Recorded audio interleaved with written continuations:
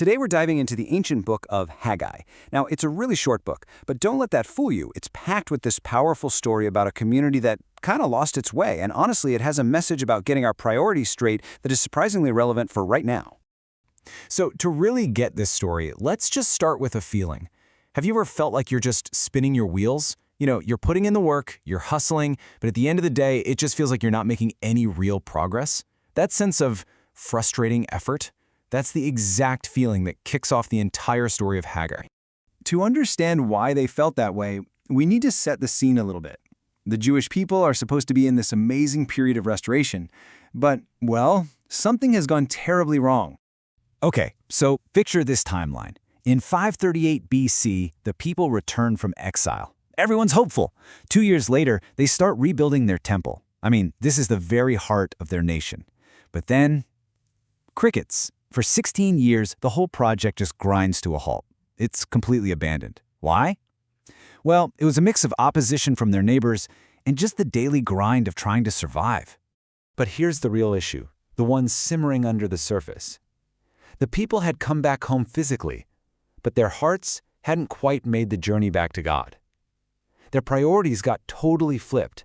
They shifted from this huge communal goal of rebuilding to something much smaller, just making sure their own lives and their own homes were comfortable. And right into this situation of spiritual apathy walks the prophet Haggai. And he doesn't come with some long, complicated argument. Nope. He shows up with one single, brutally direct question. Haggai's message is all about this stark contrast. He basically holds up a mirror to the people. On one side, you've got their own houses. They're finished, they're paneled, they look great. And on the other side, God's house, the very center of their identity, is literally a pile of rubble. The visual says it all, doesn't it? And this is the question he hits them with. It's like a gut punch. He's basically saying, hey guys, take a look around. Look at your nice finished homes, and then look at the ruins where the temple should be. Does this seem right to you? It just forces them to face their own choices head on. Haggai then connects the dots for them, linking their priorities directly to their problems. And he uses this phrase that just echoes throughout his message, like a drumbeat. Consider your ways. He asks them to think, really think, about the results of their actions. They were living out what the Bible calls covenant curses. Just look at this list. You plant a ton, but you harvest almost nothing. You eat, but you never feel full. You earn money, but it just vanishes, like you're putting it in a purse that's full of holes. Sound familiar? It's that feeling of working hard and getting nowhere. Haggai is saying, this isn't bad luck, people. This is a direct result of your spiritual neglect. And it is so important that we get this. This was never just about a building project. The temple wasn't just a fancy place to meet. For them, it was the place where the very presence of God lived among them. So by letting it stay in ruins, they weren't just neglecting a building. They were neglecting their relationship with God himself and missing out on the biggest blessing they could possibly have. Now, you might expect this story to continue with years of debate or struggle to get things going again. But what happens next is actually pretty shocking. This is the turning point, and it happens fast. 3. That's it. After 16 years of doing nothing, it took just 3 weeks from the moment Haggai delivered his message for the leaders and all the people to get their act together, gather the supplies, and get back to work. It's just an amazing picture of the right message hitting at the right time.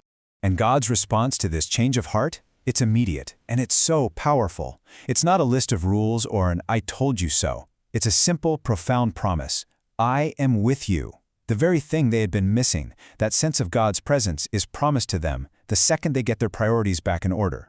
So, the work is restarted, people's hearts are in it, and the whole mood shifts. And it's at this point that God, through Haggai, delivers some absolutely stunning promises about what's coming next. This first promise would have sounded completely bonkers to them.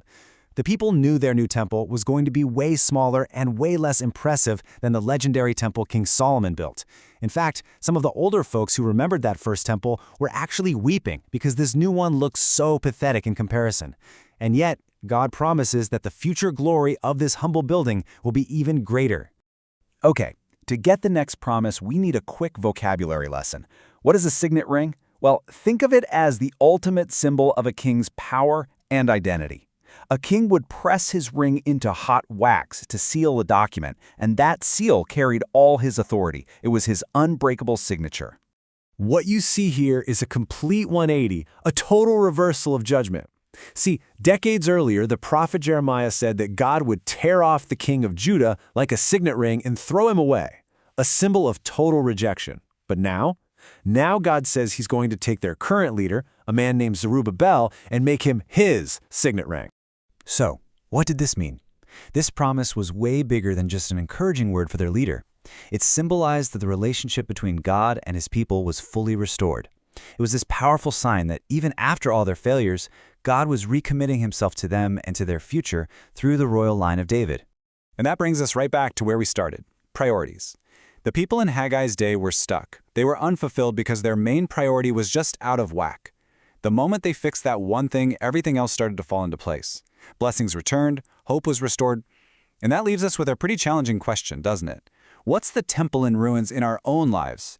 What's that one priority that, if we really put it first, could change everything?